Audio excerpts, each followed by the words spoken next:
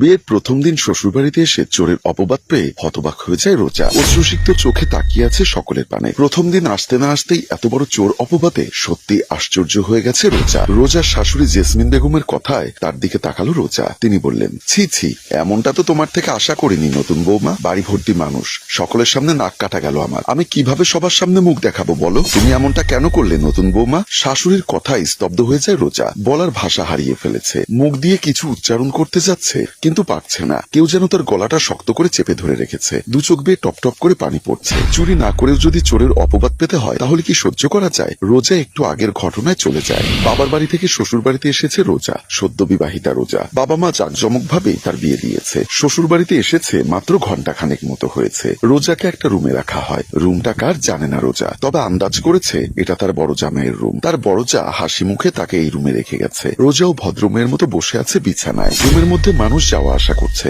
রোজা তাদের কাউকেই চেনে না। ভারী সাজগোজে বিরক্ত হয়ে যাচ্ছে রোজা, তবুও মুখ বুঝে সহ্য করছে। একটা দিনেরই তো ব্যাপার। রোজার অসহ্য লাগছিল, তাই বিছানা থেকে নেমে ফ্লোরে একটু হাঁটছিল। তখন রুমে আসে রোজার বড় যা রুকাইয়া। রুমে ঢুকে রোজাকে একটা হাসি উপহার দেয়। তার বদলে রোজাও মুচকি হাসে। রুকাইয়া হঠাৎ করে চিৎকার করে উঠে বলল, ও আল্লাহ গো, আমার কি সর্বনাশ হলো, আমার সব শেষ বলে মাথায় হাত দিয়ে চেঁচিয়ে চেঁচিয়ে ছুটে বেরিয়ে যায়। আকস্মিক তার কাণ্ডে চমকে ওঠে রোজা। হঠাৎ এমন করার কারণ বুঝতে পারে না। রোজা বাহিরে এসে কিছু বলতে যাবে, তার আগেই রুকাইয়া একটা আপত্তিকর পরিস্থিতি সৃষ্টি করে ফেলে। রোজার শাশুড়ি জেসমিন বেগম ছুটে এসে রুকাইয়াকে জিজ্ঞাসা করেন, বড় বৌমা কি হয়েছে? তুমি এভাবে চিৎকার চেঁচামেচি করছো কেন? বাড়ি ভর্তি মানুষ, এত চেঁচিও না, লোকে কি ভাববে বলো? রুকাইয়া গলা ছেড়ে চেঁচিয়ে বলল, আম্মা এ কি হয়ে গেল?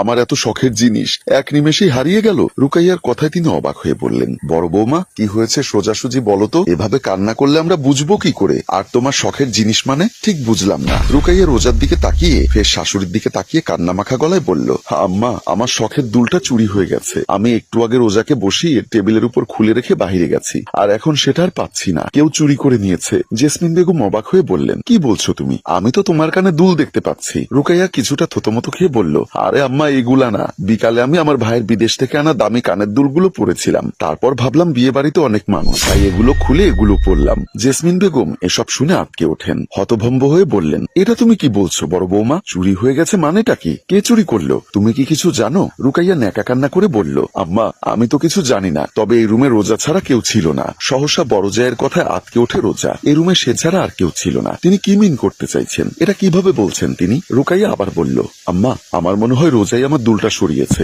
মুহূর্তের মধ্যে রুম জুড়ে কানা ঘোষা শুরু হয়ে যায়। বিয়ে করে শ্বশুর বাড়িতে আসতে পারলো না, এখনই বড় জায়ের দুল চুরি করলো? ছি ছি, এত লোকের মধ্যে এত বড় চোরের অপবাদ পেয়ে কথা বলার ভাষা হারিয়ে ফেলে রোজা। রোজাকে দিতে এসেছে রোজার বড় ভাই সূর্য। সে একটু ওয়াশরুমে গেছিল, আর এর মধ্যেই এত কিছু ঘটে গেল। সে টেরও পেল না। সে তাড়াতাড়ি করে রুমের মধ্যে ঢুকে বোনের পাশে এসে দাঁড়ায়। সূর্য আসতে আসতে যতটুকু শুনেছে এতেই বুঝতে পেরেছে তার বোনকে কেউ ফাঁসিয়েছে। তার কাছে এখন সবটা পানির মতো ক্লিয়ার। মুহূর্তেই তার মাথায় রাগ চেপে ধরে। বোনের কাছে এসে শক্ত করে হাতটা চেপে ধরল। রোজা মাথা উঁচু করে ছোট বোনকে দেখে কেঁদে দেয়। বড় বোনের কান্না দেখে ছ্যাদ করে ওঠে রূপা। তার আপু যে এই অপবাদ সহ্য করতে পারবে না। রোজা কাপা কাপা কণ্ঠে বলল, আমি চুরি করিনি, আপনারা বিশ্বাস করুন। ভাইয়া ওদেরকে বল না, রুম্পা জানে তার আপু চুরি করেনি, কিন্তু কেন তাকে এই মিথ্যা অপবাদ দিচ্ছে? সবকিছু তার কাছে রহস্য মনে হয়। নতুন বৌমা তোমাকে তো সবকিছু দেওয়া হয়েছে, তাহলে এমনটা কেন করলে? রোজা কিছু বলতে যাবে তার আগেই রোজার হাত চেপে ধরে বড় ভাই সূর্য।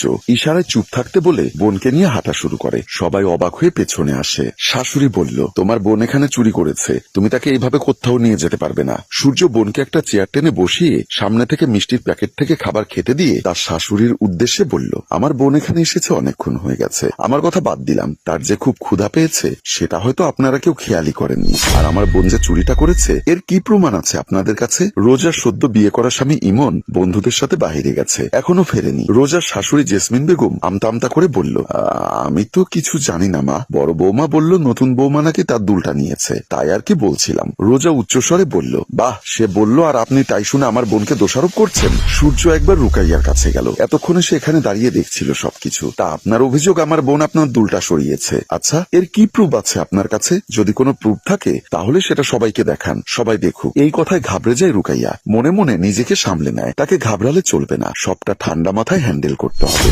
রুকাইয়া তেজ দেখিয়ে বলে, শুনুন ভাই, এই রুমে আপনার বোন ছাড়া আর কেউ ছিল না। এর থেকেই তো বোঝা যায় দুলটা এই মেয়েটা ছাড়া কেউ নেয়নি। রুমে কেউ ছিল না মানেই দুলটা আমার বোন নিয়েছে। আর এতেই সবাই বিশ্বাস করে নেবে এই জঘন্য কাজটা আমার বোন করেছে? খুব ভালো প্ল্যান করেছেন আপনি। রুকাইয়া রাগ দেখিয়ে বলল, প্ল্যান মানে? আপনি কি বলতে চাইছেন? শুনুন, আপনি আমার বোনের শ্বশুর বাড়ির লোক, তাই সম্মান দিয়ে কথা বলছি। তার মানে এই নয় যে সবকিছু মুখ বুঝে সহ্য করে নিব। রুকাইয়া নেকা কান্না করে শাশুড়িকে বলে, আম্মা দেখেন না কি বলছে, আমাদের বাড়িতে এসে আমাদেরকেই কথা শোনাচ্ছে। কত বড় সাহস, বোনের শ্বশুর বাড়িতে এসে এভাবে বড় বড় কথা কেউ বলে? আর এতে তোর বোনের সংসারটাও তো ভেঙে যেতে পারে। ওরা কি কিছু বোঝে না? ভাবি, তুমি নিজ চোখে দেখেছো তোমার দুলটা আমার বউ নিয়েছে? দেবরের কথায় কোনা চোখে তাকায়, তারপর এগিয়ে এসে বলল, আমি নিজের চোখে দেখিনি ইমন, কিন্তু এই রুমে তোমার বউ ছাড়া আর কেউ ছিল না। ইমনের মেজাজ খারাপ হয়ে যায়, তবু নিজের মেজাজ ঠিক রেখে বলল, তাহলে এত বড় মিথ্যা এলিগেশন আমার বউকে দিচ্ছ কেন? তোমার কাছে তো কোনো প্রমাণ নেই তাহলে? রুকাইয়া জোর দেখিয়ে বলল, তোমার বউয়ের ব্যাগ চেক করলেই তো প্রমাণ হয়ে যাবে ইমন। যদি পাওয়া না যায় তখন কি হবে? পাওয়া যাবে না মানে? 100% পাওয়া যাবে।